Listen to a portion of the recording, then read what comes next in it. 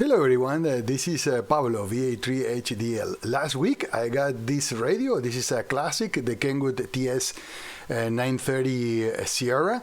This unit came with the audio, auto tuner incorporated. So in the video I will cover the mods and the upgrades that I done on this radio and tell you about a little bit about the story behind. So let's jump right into the video right after the channel intro.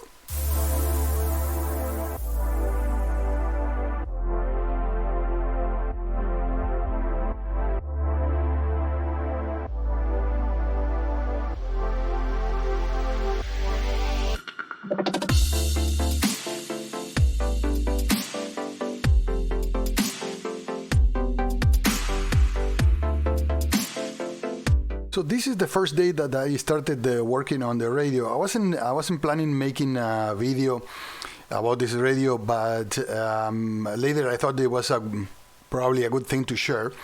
And I didn't have videos, but I took some pictures of the work that I done. So in this first day, what is typical in these radios is the light for the S meter gets burned, and you need to replace them. So I did replace it with a couple of blue LEDs, as you can see here. And the other thing I found in this radio is on the top, I will show you that later and on another shot, it goes this battery holder. This battery holder, it had batteries, the three AA batteries, the leakage, and it was some acid in the container, and this black battery holder was broken into pieces. So here you can see I already taken out and cleaned up all the mess. This is the cover of the battery holder for the batteries are for the memory backup, right? When you turn off the radio, is what it holds the memories that you have set up in the radio. So here I already replaced the cover, but as you can see, all this part that is missing the black paint is because the paint it was eaten by the acid that was leaked by the batteries. The good thing is nothing happened into this black part. This is plastic, so the plastic survived to the acid, so there was no problem. Also, in a later shot, I will show you what is underneath the speaker and the box controls. Those three pots are the control of the box system. Underneath here is the CPU, is the digital unit.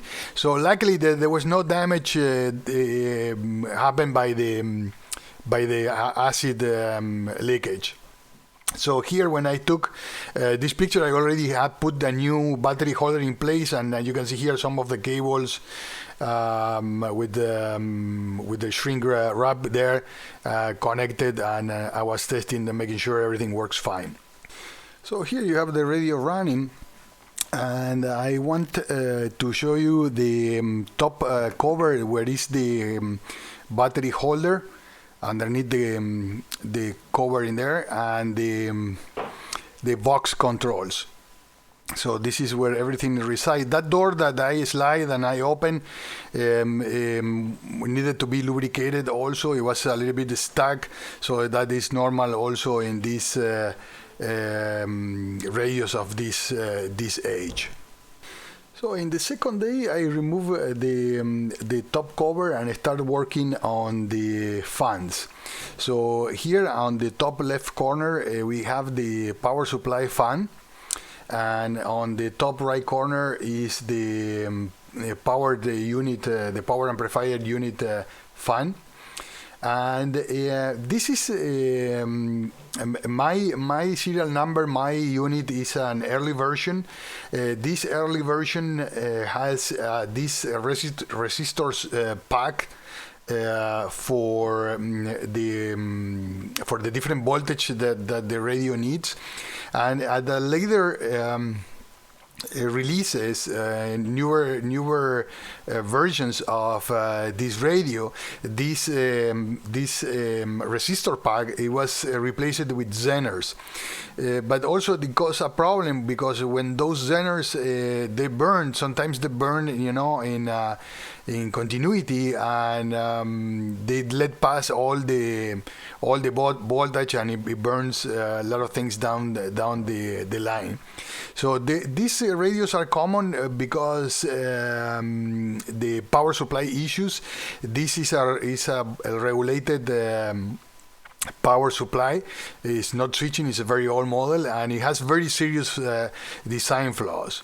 Here we can see another shot of the power supply. In this one is a little bit closer. We see this VR. This is VR1. This the only place the radio has to adjust the output voltage of the power supply to 28.5 volts. So this radio works with this voltage, and this voltage allow the power amplifier on the radio to reach up to close to 150 watts. It can even go even higher, but it's not recommended to run it more than 125 watts. Also in this picture we can see the original fan in here, which I later replaced with a PC fan. Here there is a close-up of the two power supply transistors. Usually, when also this burns, they can let almost go up to 40 volts going into the circuit, which it will burn a lot of things down the line. So yeah. Many users of the later models, the model that have the Zeners, they replace the power supplies with switching power supply. There is a very little switching power supply that fits perfectly in place in here. So it's almost you cannot tell that the power supply was replaced. One thing that I did that I later regret is to reverse the connections on the fan to blow air inside the unit. And I read and I saw another video online that that will allow the unit to run cooler. In my case, it was quite the opposite. The radio ran much hotter, so I didn't run it too long in that way. I later changed it, put it back to sucking air from inside the radio. And one thing I did is here where I have this red arrow pointing, I connected the fan directly to this rail. This is a 10 volt rail. The fan is a 12 volt fan. And with 10 volts it runs very smoothly and runs continuously or permanently, and that keeps the radio very, very cool. In here we can see the fan that I replaced with the PC fan. I purchased a new one. It was the first one, and for the power supply. And this one is the power amplifier unit for the RF that is also running permanently now from the same rail, from the 10 volts rail. That allows the two fans run continuously, and they are very silent and keep the radio very, very cool all the times, even when you're using it. This is the original fan, which I replaced. There was nothing wrong with this fan. The only reason I replaced this fan was because it was noisy. So the one that I that I purchased new for type of PC fan, which is this one here that I'm showing the box, is a 7mm fan. It's the same size of the original fan. It runs much cooler and much quieter. This is another shot of the infamous power supply of this radio. In here is a close-up. I already disconnected the fan when I took this photo to test if the fan was working properly or not. So I tested with the external power supply. The fan was normally it goes connected in here. And the VR1 is where you set the output power, the output voltage of the power supply, which is supposed to be set to 28.5 volts. What happened with this power supply is because of a bad design that I was mentioning earlier. When you turn off the radio, that means that when the power supply has absolutely no load anymore, there is a spike in voltage on the power supply. And this is a known issue with this design. How I did this testing is before I turn off the radio, I set up my digital multimeter to record the maximum voltage. As you can see here on the screen, that's the setting that I set it up. I have it ready. I connect it into the output of the power supply, and then I turn off the radio. So I measure that is 31.66 volts. So there is a spike on my case of 3 volts, I would say, from 28.5 to 31.66, a little bit more than 3 volts. Is very close to the 35 volts, which is the maximum rating voltage for the drivers that are in the power amplifier unit, but it's still not that bad. If it was much higher than this, for sure I will have done something on the power supply or replace the power supply, but at this point I don't think that was needed in my case. Now I wanted to show with this image this is the original digital board before the Mars mode, and the reason I done the Mars mode, this is the only radio I have done Mars mode of all the radios that I have, and the only reason I done it is because this radio, this early model, doesn't have the WARC bands enabled. So the WARC bands are in the selector of the bands in the front of the radio, but you can receive and you cannot transmit on the 10, 18, 24.5 bands are not sorry, and the 160 meter also it was locked on the radio. So with the Mars mod, you enable those. So here in this picture I already touch the places on the board where I was going to solder the jumpers that are near 3 jumpers, and in the next picture, in this one, you can see the jumpers. One is this, the other one is this one here, and the longer it goes from here all the way to this one, and then this one was already there, that this one comes with the radio. Now I'm showing you the bottom of the radio. On the bottom of the radio there are 3 parts that you can clearly see.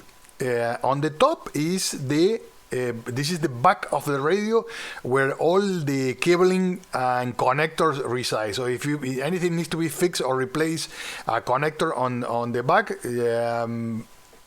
from the bottom of the radio is very easy access. This radio has 2 covers, one on the top, one on the bottom. Removing the bottom cover, you access to the back connectors, you access to this big board, which is this big board. The name of this board is the signal unit. This is the signal unit. It's on the bottom of the radio, and here at the bottom of the picture I have the front panel boards. All these here, all these cabling and boards are from the front panel of the radio. So one thing I noticed also, as soon as I did the first pass of testing on this radio, there was no AM carrier. So after digging online and with a big help of an expert on this radio, with the help of Dave, I was able to enable the AM back on this radio. And then the only thing that I had to do to enable the AM transmission, it was to retouch this trim here, this blue one, which is the BR22, to have output power in AM. In the signal board, we can see also a close-up of the two filters that comes installed on the radio by default. These two here. I don't have any optional filters. There is a slot here, as you can see, for an optional filter, and there is another slot here for another optional filter, which I do not have. The other thing I wanted to point is the entire radio, the interior of the radio, it was very, very clean. There are no repairs or modifications that I could detect. So this radio was absolutely original. It seems like nobody has done any work or repair before me on the radio, which is a very nice and surprising thing to find. And this was another surprise finding. I didn't know the radio came with the auto tuner until I opened it, because this is the Sierra model, and the model that comes with the auto tuner is typically in the Kenwoods is the Sierra Alpha Tango, the SAT models, to denote that comes with the auto tuner built in. And also I saw other pictures from other radios, and they have a sticker in the back that says that they have the auto tuner. So either this radio was upgraded later with the auto tuner as an option. It was added at a later time after the original owner purchased the radio, or it came with the auto tuner directly from factory, but it was not properly tagged outside. The other thing is, when I found the tuner was working fine. The only thing I did is I had a very light lubricant into the gears that you can see here, the mechanism, just to make sure it's not dry or anything like that, and really works great. Here in this shot we can see the auto tuner working in all its beauty. This was recorded right after I put the lubricant, and I did some tests before I closed the unit. It works very, very well. One thing that I have is a G5RB antenna. And for the G5RB, this tuner and this radio has no problem to tune on all bands. So I feel very lucky to have find this classic radio. It's a very clean, very nice looking radio for its age. It's plus 40 years old. Case has very little scratches. It's very pristine. And the radio is also great in CW. I am learning Morse code, and I would like to get more proficient in Morse code, and I think this is a great radio for doing that. It has a couple of controls specifically for CW. It has this passband control, normal or narrow, and you can select anything in between. I would say from 500 hertz to 300 hertz, it looks like from when I tested. And in this other side, it has a couple of extra controls for CW, for the pitch and the audio tune, audio frequency tune of the signal. So this is how the radio sounds on receiving, and in this recording I didn't connect the radio to the computer. Later will be hear some POTA hunting, and at that point the radio was connected to the computer. But in here it was just the audio coming out of the speaker of the radio, and it recorded through my phone.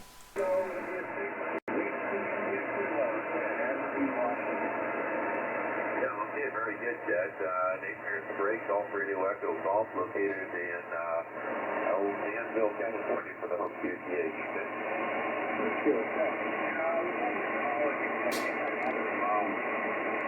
Yeah, Kilo 6 Papa X-ray Tango. Did I copy yours right? It's Kilo India 6 Whiskey India Kilo. Knowledge, that was interesting. And that's the last time I was there, and that was probably 12, 14 years ago. Anyway, I have, right now I'm running the 7610. I've got a 7300. So unfortunately, the radio came without any microphone, and I have to make an adapter for a Yaesu microphone that I have in the jack. As you can see here is this little adapter that I made. And I want to clarify this because right after this, I will play a recording for my QSO that I had with Victor Alpha 7 Bravo India X-ray Simon in BC when he was doing a POTA activation. The original microphone is the one that we can see right here on the bottom right corner of the screen, which I don't have it yet, but I'm thinking maybe I should get it to have a complete unit. Let's jump right into that QSO, which is great. Roger. Right.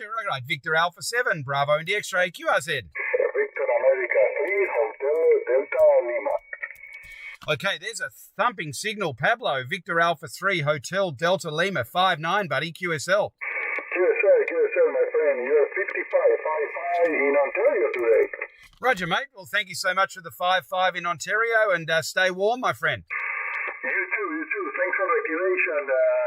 7-3, bye-bye. 7-3. I'm not going to rub it in, but it's actually, I'm in a sweater here, and it's actually warm. I think it's 12 degrees Celsius here. Yeah, here is minus 2.5 today, Simon. Oh, yeah, Roger, mate. Oh, yeah, we've had our batch of colds, so we've had quite the cold stint. Anyway, Pablo, you take care, mate, and 7-3. You too, my friend. I catch you too, 7-3. Roger. Thanks, buddy. Victor Alpha 7, Bravo India X-ray QRZ. So before we jump into the last part of the video, I want to give a special thanks to Dave Phillips, Kilo Bravo 7 Juliet Sierra, for all the information that he shared with me. He was a tremendous help to get this radio in shape, especially on the AM part and on the cooling. So I'm very grateful for all the help that I received from Dave. I hope I can one of these days have a QSO with him on the air with this radio. And before I move into the last segment, which is some POTA hunting that I've done with the radio over the weekend, so you can hear how this radio performs on sending and receiving, I want to leave you with this fun fact. This thing here that I have on the left corner of the screen is the mate. The mate is a very loyal companion of any Argentinian radio aficionado. So it's like a tea, and we pour hot water from the top with the hot water that we keep here on the thermos, and we drink the tea. It's very high in caffeine. It's a very nice taste, and we drink it from this metal straw that we have here on the cup. So let's jump right into the POTA hunting, and let's see how this rig performs. Yeah, Victor America 3 Hotel Delta Lima.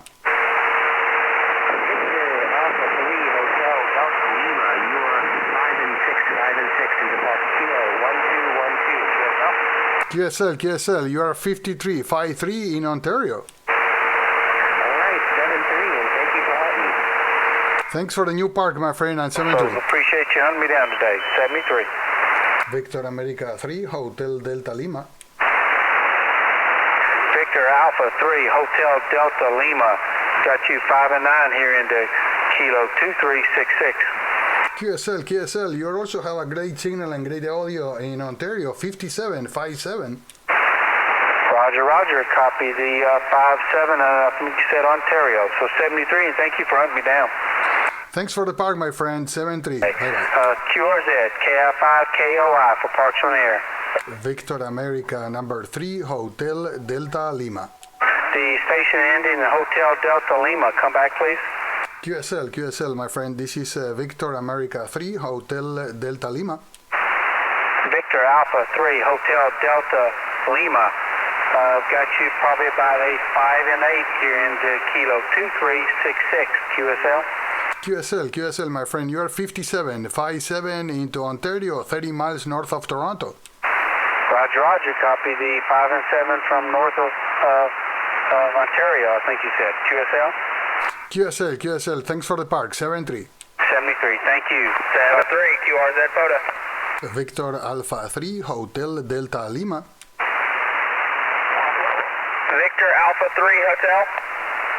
Hotel Delta Lima, Holland, Denmark, London. QSL, I got you 5757 into Park Kilo 6316, QSL, my friend, 57 both ways. Thanks for the park. 73, thanks for hunting. QRZ POTA. 73. Victor Alpha 3, Hotel Delta Lima. Delta X-ray. Kilo Echo 8, Victor Michael. Victor Alpha 3, Hotel Delta Lima, QSL, my friend. 559 into Park Kilo 5071. Thank you for 59. You are 55 in Ontario. Roger. Thank you, sir. Have a great evening. 73, QRZ. All right, everyone. I hope you enjoy the video, and if you like it, please click the thumbs up, and don't forget to subscribe. If you like to comment, please leave me your comments. I always read and respond all of the comments. Thanks for watching, and until the next time.